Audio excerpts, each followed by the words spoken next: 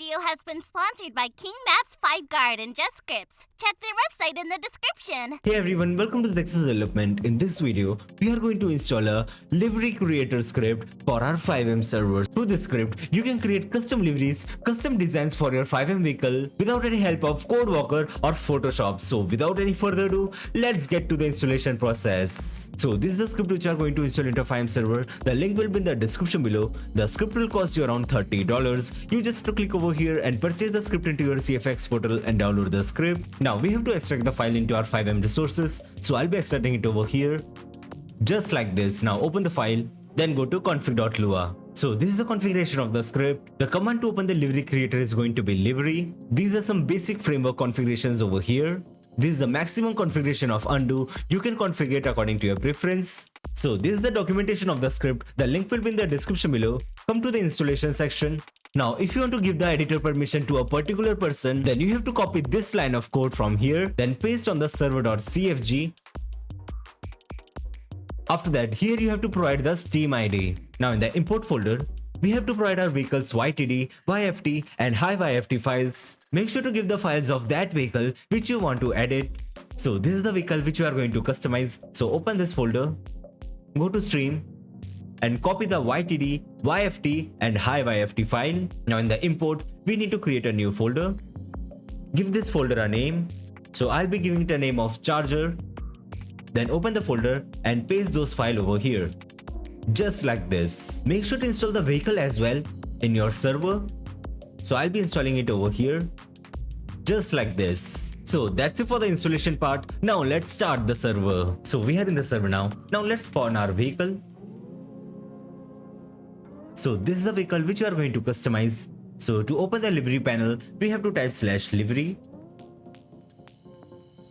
So this is the livery editor over here. So on the left side, you will get the folder which you have created. Just click on it. Now wait for your vehicle to load. Now wait for the vehicle model to appear. So our vehicle loaded successfully over here, as you can see. Now on the left side, we have to find the file which contains the livery. So most of the time, the files which have the name of slot contains the livery. This is our livery of this vehicle. But in any case, if you find the liveries like this, then you just have to simply click on fix livery position. As you can see, it fixed the position of the livery.